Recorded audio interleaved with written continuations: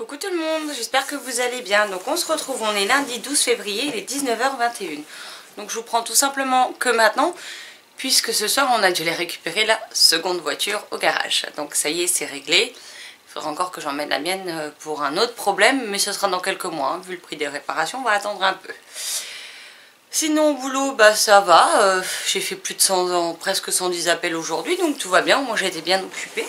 En plus on avait du beau soleil et vu que je suis près des fenêtres, j'en profitais toute la journée, donc ça c'était bien sympathique.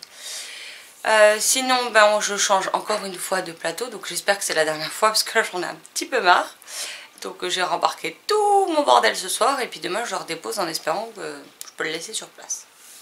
Donc là pendant que la chérie va faire à manger, je vais me poser pour lire Zoélie l'allumette, donc le tome 1 de Marie Potvin, publié chez Ken Édition, qui s'appelle Le Garçon oublié, le premier tome. Alors c'est pour l'item éphémère du challenge La Coupe des 4 maisons, où il faut lire une couverture bien colorée, etc. Et puis ben, vu la police d'écriture, je pense qu'il va pas faire long feu, hein, clairement. Donc ça me permet de gratter pas mal de points en une seule fois. Et pour au final un court moment de lecture, donc je vais me plonger dedans. Et puis bah, il sera fini probablement ce soir, hein, vu l'épaisseur. Donc voilà, ça fait un peu plus de 200 pages, mais vu la police d'écriture, ça va pas me demander beaucoup de temps de lecture. Donc voilà. Bon, sur ce, je me mets à la lecture et puis je vous reprendrai un petit peu plus tard pour vous dire ce que j'en ai pensé. Alors tout le monde, alors il est 20h07 et je viens de finir donc Zoélie l'allumette. Donc j'ai fait une pause de blablatage sur Messenger entre temps. Une pause blablatage avec la chérie qui est venue me faire goûter un repas qu'elle a décidé de tester pour moi demain midi. Et soit dit en passant, c'est trop bon. Donc j'ai hâte de me régaler demain. Donc je vous souhaite un peu loin là. Donc je viens de finir le livre et franchement j'ai adoré. Ça se lit tout seul. Bon, en même temps, j'ai envie de vous dire, la police d'écriture aide, mais j'aime beaucoup parce qu'il y a, bien évidemment j'ai pris la seule page, j'en ai pas. Vous voyez, en bas de page il y a des décorations. Et il y a des petites étoiles comme ça parsemées dans tout le livre. On a aussi des petites illustrations comme ceci par exemple.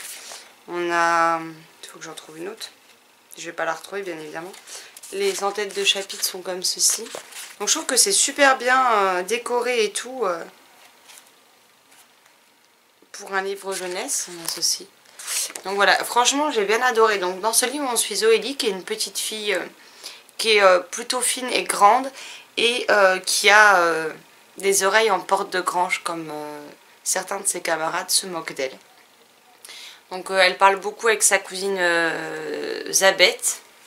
Alors, je sais plus si elle a un autre nom que ça ou si on a juste son surnom, je sais plus. Bon, elle est surnommée Zabeth, donc voilà. Et la petite fille, Zoélie, est poursuivie par des garçons qui n'arrêtent pas de l'embêter, qui n'hésitent pas à s'en prendre à elle physiquement. Et un beau jour, elle les croise, donc elle essaye de rentrer chez elle, et puis elle se dit que si ils la voient rentrer chez elle, le problème c'est qu'ils vont savoir où elle habite et ils vont l'embêter pendant toutes les vacances scolaires de l'été. Donc elle décide de continuer et elle s'engouffre dans un cimetière pour se réfugier. De là, elle va se planquer derrière une pierre tombale et elle va murmurer à l'aide. Et là, ses poursuivants, qui sont au nombre de 3 ou 4, je sais plus, vont être subitement atteints de maux de ventre, d'avoir envie de vomir, de maux de tête. Et ils vont du coup laisser tomber leur réprimande et ils vont s'en aller du cimetière. Et elle va faire la rencontre donc d'Eugène, qui est un garçon blond, et c'est celui qui les a... Enfin, qui lui est venu en aide et qui leur a... qui, pour une raison qu'on ne connaît pas tout de suite, a réussi à rendre les 3 garçons malades et qui se sont enfuis en laissant Zoélie tranquille.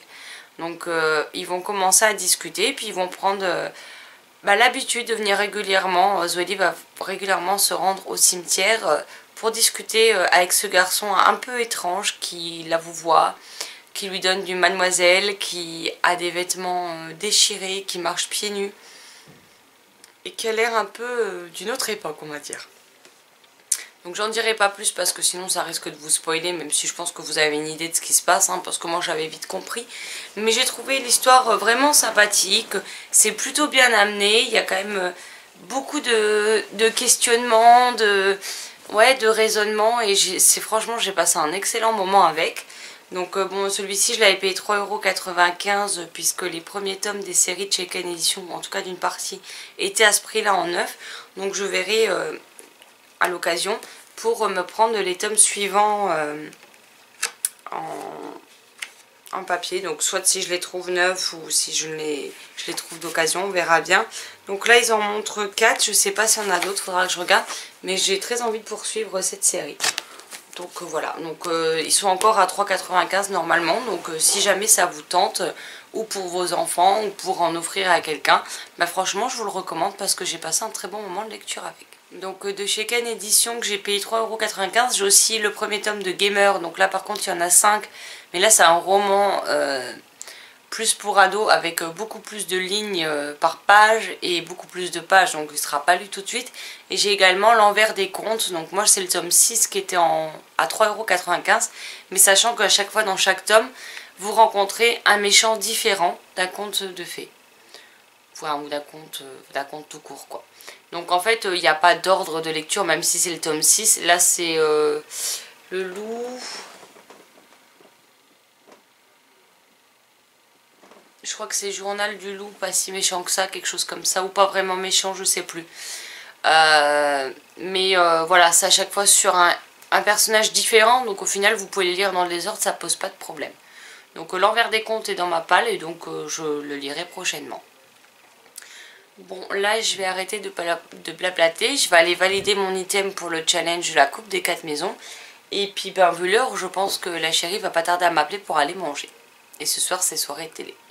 Donc je vous laisse là pour ce soir, à moins que je fasse autre chose et que je vous reprenne. Et puis je vous dis à demain pour la suite de ce mode cocooning. Bye bye. Coucou tout le monde, j'espère que vous allez bien. Donc je vous retrouve, on est le mardi 13 février et il est... je crois pas.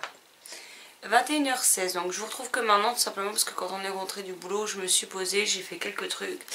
J'ai répondu à mes mails, j'ai rattrapé un peu de retard sur les vidéos des copains et des copines en visionnage. Et j'ai regardé le top 10 Tuesday pour vous le faire, et en fait c'était les meilleurs romans pour passer une nuit torride. Donc c'est clairement pas la littérature érotique que je lis en grosse quantité, donc du coup bah, je ne sais pas du tout qu'est-ce que je pourrais mettre dedans. Donc j'ai décidé que cette semaine je ne le ferai pas. Quant à demain, j'ai décidé de finalement pas mettre de points lecture pour une fois, mais de changer en vous mettant la vidéo organisation de mes chroniques en fait, comment je prépare mes chroniques, comment je rédige mes chroniques, etc.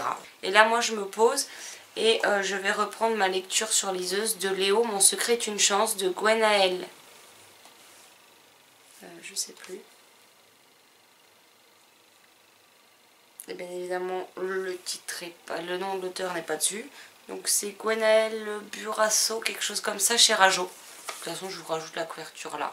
Alors j'en suis à... il me reste 100 pages à lire, mais j'aime beaucoup, c'est sympa, donc à voir ce que ça donne par la suite. Donc je m'arrête là, je me plonge dans ma lecture et puis je vous reprendrai tout à l'heure pour vous dire ce que je pense de cette avancée dedans. Donc à tout à l'heure.